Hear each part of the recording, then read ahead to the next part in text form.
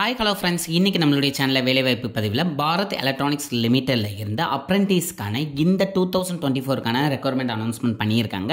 So அதை தான் கிளியராக பார்க்க போகிறோம். அதுக்கு முன்னாடி நம்மளுடைய சேனலை நீங்கள் இன்னும் சப்ஸ்கிரைப் பண்ணலாம், சீக்கிரம் சப்ஸ்கிரைப் பண்ணிக்கோங்க. வீடியோ ஸ்கிப் பண்ணால் பாருங்கள். வாங்க வீடியோக்குள்ளே போகலாம். இப்போ அவங்க அனௌன்ஸ்மெண்ட் பண்ணியிருக்க அப்ரெண்டிஸ் போஸ்ட்டுங்கிறது வந்து engineering graduate, diploma graduate and B Com கிராஜுவேட்டுக்கான அப்ரெண்டிஸ் ட்ரைனிங்காக இருக்கும் அப்படின்னு சொல்லியிருக்காங்க. அதுவும் வந்து 2020, 21, 22, 23 பாஸ் அவுட்ஸை அவங்க எக்ஸ்பெக்ட் பண்ணுறாங்க.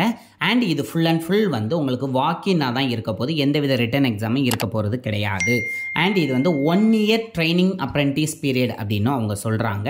அண்ட் அதை எப்படி கிராஜுவேட்டுக்கு வந்து அவங்க ஸ்பிட் பண்ணியிருக்காங்க அப்படின்னு பார்த்தோம் அப்படின்னா, எலக்ட்ரானிக்ஸ் அண்ட் கம்யூனிகேஷன் இன்ஜினியருக்கு ஒரு 28 போஸ்ட்டும், மெக்கானிக்கல் இன்ஜினியரிங்க்கு 25 போஸ்ட்டும், ட்ரிபிள் டிபார்ட்மெண்ட்டுக்கு 5 போஸ்ட்டும், கம்ப்யூட்டர் சயின்ஸ் இன்ஜினியரிங்க்கு 3 போஸ்ட்டும், சிவில் இன்ஜினியரிங்க்கு 2 போஸ்ட்டுமா டோட்டலாக 63 போஸ்ட் கிராஜுவேட்டுக்கு மட்டும் அப்ரெண்டிஸ்க்கு எடுக்கிறாங்க. அண்ட் இவங்களுடைய ஸ்டைஃபண்ட் அப்படின்னு பார்த்தீங்கன்னா 17,500 வந்து சொல்லியிருக்காங்க.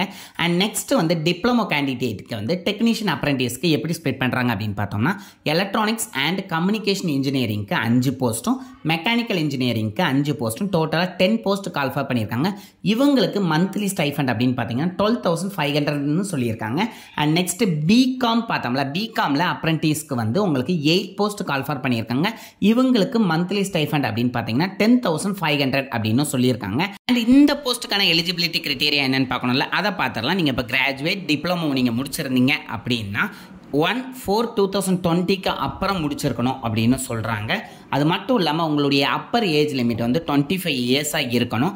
And as per government rule age relaxation உண்டு. நீங்கள் SC/ST கேண்டிடேட்டாக இருந்தீங்கன்னா 5 இயர்ஸும், OBC கேண்டிடேட்டாக இருந்தீங்கன்னா 3 இயர்ஸும், அதுவும் பர்சனல் டிசபிலிட்டி கேண்டிடேட்ஸாக இருந்தீங்கன்னா 10 இயர்ஸும் அவங்க கொடுக்குறாங்க. அதுக்கப்புறம் மினிமம் பர்சன்டேஜ் அப்படின்னு நீங்கள் பார்த்தீங்கன்னா ஜென்ரல், OBC, EWS கேண்டிடேட் இருந்தீங்கன்னா 60% இருந்தால் போதும் அப்படின்னு சொல்கிறாங்க. அதுவே SC/ST கேண்டிடேட்டாக இருந்தீங்கன்னா 50% அதுக்கு மேலே இருந்தால் போதும் அப்படின்னு சொல்கிறாங்க. அதுக்கப்புறம் பிகாம் கேண்டிடேட்டாக இருந்தீங்கன்னா ஓவராலாக எல்லாருமே 50%க்கு மேலே எடுக்கணும் அப்படின்னு சொல்லியிருக்காங்க. நெக்ஸ்ட் இந்த போஸ்ட்டுக்கான செலெக்ஷன் ப்ரொசீஜர் எப்படி இருக்குன்னு பார்க்கணும்ல, அதை பார்த்துடலாம். ஃபுல் அண்ட் ஃபுல் வந்து பேஸ்ட் ஆன் உங்களுடைய சப்ஜெக்ட் மார்க்கை வச்சு தான் இருக்க போகுது.